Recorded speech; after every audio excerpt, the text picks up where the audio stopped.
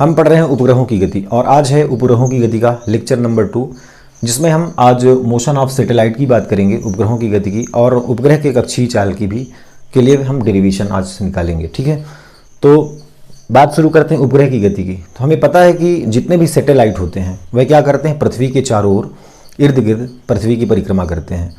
ठीक, अब इनको पृथ्वी की परिक्रमा करने के लिए इन उपग्रहों को हमें किसी न किसी वेग से फेंकना पड़ता है, या चाल कह सकते हैं, किसी न किसी चाल से हम फेंकते हैं। तो वह अधिकतम चाल कितनी होनी चाहिए जिससे वह हमारी सैटेलाइट या उपग्रह पृथ्वी के चारों ओर एक निश्चित कक्षा में, और कैसे, निश्चित कक्षा में तो परिक्रमा करे, लेकिन निश्चित कक्षा में के साथ साथ एक बंद वक्र में परिक्रमा करे, मतलब एक क्लोज्ड कर्व बनाता हो। तो बात शुरू करते हैं उपग्रहों की गति की। तो जैसा कि हम सबसे पहले देखते हैं, मान लेते हैं हमारी अर्थ है।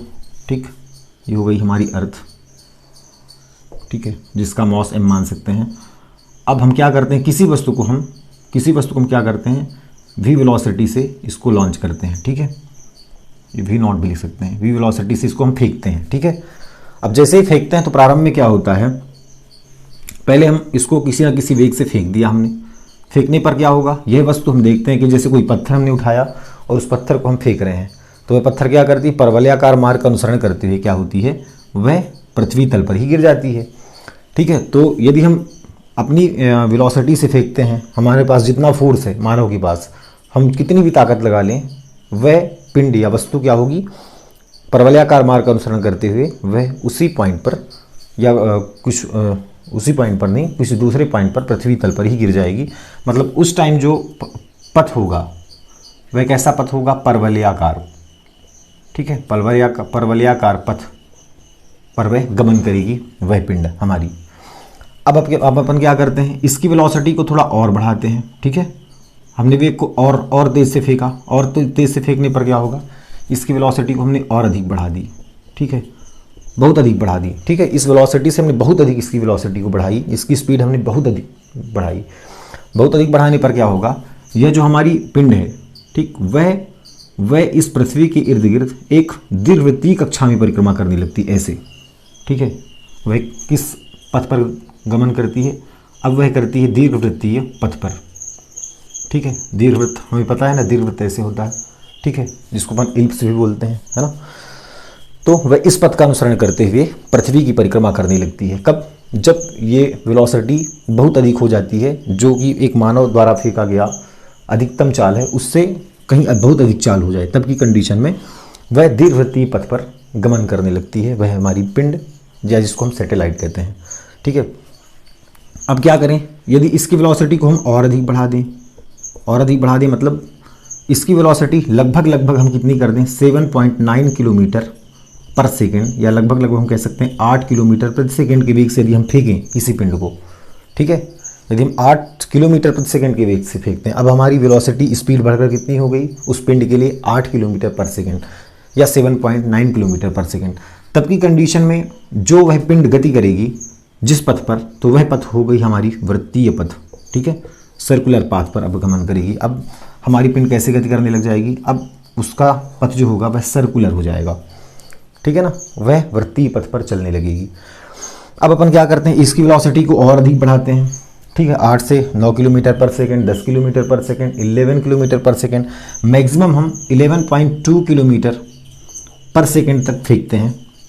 ठीक है, मतलब 8 किलोमीटर से अधिक और 11.2 किलोमीटर प्रति सेकेंड के वेग से कम का यदि वेग है या स्पीड है, तो पिंड हमारी फिर से कैसे, ऐसे दीर्घवृत्तीय पथ पर, इलिप्टिकल पाथ पर गति या गमन करती है, इलिप्टिकल पाथ पर चलती हुई पृथ्वी की परिक्रमा करती है। कब, जब वेलोसिटी जो है हमारी किसके बीच है, 8 किलोमीटर पर सेकेंड और 11.2 किलोमीटर पर सेकेंड के बीच की है, तब जो इस पिंड की पथ होगी, यह पिंड जिस पथ पर गमन करेगा वह पथ होगा दीर्घवृत्तीय पथ। ठीक है, वह पथ कैसा होगा, दीर्घवृत्तीय पथ। फिर अब जैसे ही हम 11.2 किलोमीटर पर सेकेंड के वेग से फेंकते हैं, ये हमारी लिमिट है 11.2 किलोमीटर पर सेकेंड, यहाँ तक यदि हम फेंकते हैं किसी पिंड को, तो वह पिंड 8 किलोमीटर से अधिक और 11.2 किलोमीटर से कम प्रति सेकंड की स्पीड है, तब की कंडीशन में वह पिंड हमारी दीर्घवृत्तीय पथ पर परिक्रमा करती है पृथ्वी की। अब हम क्या करें, यदि 11.2 किलोमीटर से अधिक का, ये 11.5 किलोमीटर, 11 या 12 किलोमीटर पर सेकंड के वेग से किसी पिंड को फेंकें तो वह पिंड क्या होगी, वह पिंड स्केप कर जाएगी। ठीक है, स्केप कर जाएगी मतलब पलायन कर जाएगी और वह अंतरिक्ष पर चली जाएगी, फिर पृथ्वी के तल पर कभी वापस नहीं आएगी। पृथ्वी के गुरुत्वीय क्षेत्र को पार करती हुई वह अंतरिक्ष पर चली जाएगी। कब, जब वेलोसिटी इसकी अधिक कर दें, किससे, 11.2 किलोमीटर पर सेकेंड से अधिक कर दें। ठीक है, 11.2 किलोमीटर पर सेकेंड से हमने अधिक कर इसकी वेलोसिटी, तो यह स्केप कर गई। ठीक है, यह स्केप कर गई मतलब पलायन कर गई, और पलायन करके यह कहाँ पहुँच गई, अंतरिक्ष पर, स्पेस पर, मतलब पृथ्वी के गुरुत्वीय क्षेत्र को यह पार कर चुकी है। अब पृथ्वी तल पर वह कभी वापस नहीं आएगी। कब की कंडीशन में, जब पिंड का वेग 11.2 किलोमीटर प्रति सेकंड के वेग से अधिक हो, तब की कंडीशन में।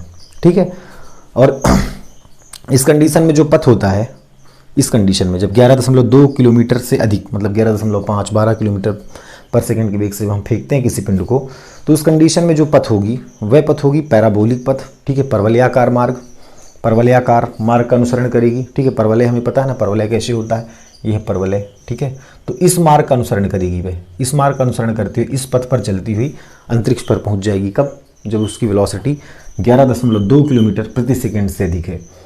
अब मान लेते हैं इसकी वेलोसिटी और अधिक बढ़ा देते हैं।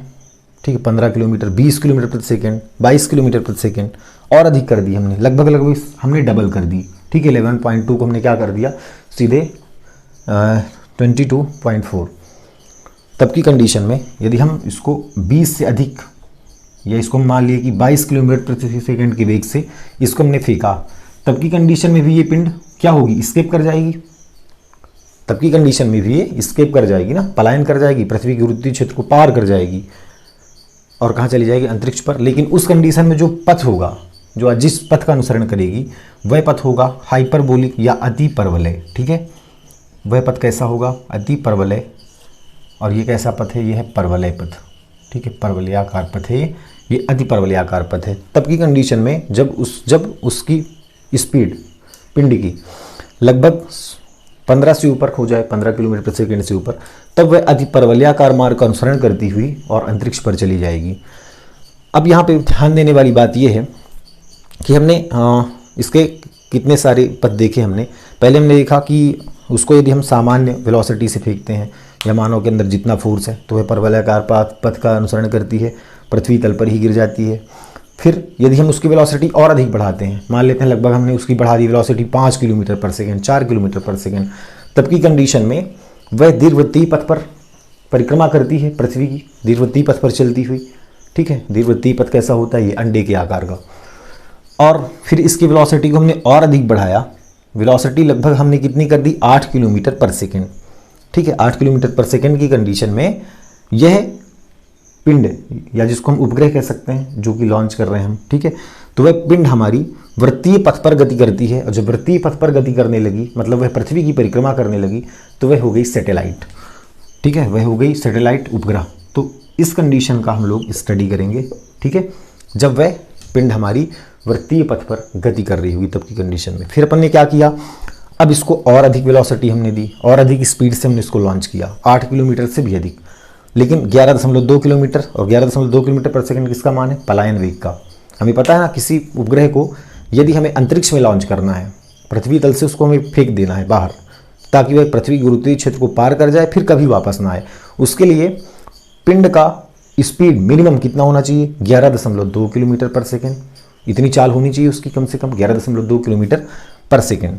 तो यदि इन दोनों के बीच का स्पीड है उस पिंड का 8 किलोमीटर पर सेकेंड से अधिक, 11.2 किलोमीटर पर सेकेंड से कम, तो की कंडीशन में वह पिंड पुनः से दीर्घवृत्तीय पथ पर पृथ्वी की परिक्रमा करती है। फिर इसकी वेलोसिटी को हमने और अधिक बढ़ाई, पलायन वेग से भी अधिक। ठीक है, पलायन वेग के बराबर रखी हमने, ये पलायन वेग से थोड़ी अधिक करी, तब की कंडीशन में वह स्केप कर जाती है, पलायन कर जाती है। और उस समय जो पथ होता है पिंड का, वह कैसा होता है, परवलयाकार। फिर और अधिक हमने स्पीड बढ़ाई, लगभग 20 किलोमीटर पर सेकेंड, 22 किलोमीटर पर सेकेंड, तब की कंडीशन में जो पथ होता है पिंड का, जो कि पृथ्वी की परिक्रमा तो करेगी नहीं क्योंकि वह स्केप कर गई, ठीक है, तब की कंडीशन में उसका पथ होता है अतिपरवलयाकार मार्ग का अनुसरण करते हुए अंतरिक्ष पर चली जाती है। और हम इन दोनों हमें एक न तो परवलयाकार पथ चाहिए है न तो अतिपरवलयाकार पथ चाहिए है। क्यों? क्योंकि हमें यदि उपग्रह को लॉन्च करना है, उपग्रह को हमने लॉन्च किया क्यों? ताकि वह पृथ्वी की परिक्रमा कर सके, ठीक है, अर्थ की स्टडी कर सके वो वगैरह वगैरह, और अर्थ के कई सारी जानकारियों के लिए, ठीक है, हम उपग्रह को लॉन्च करते हैं।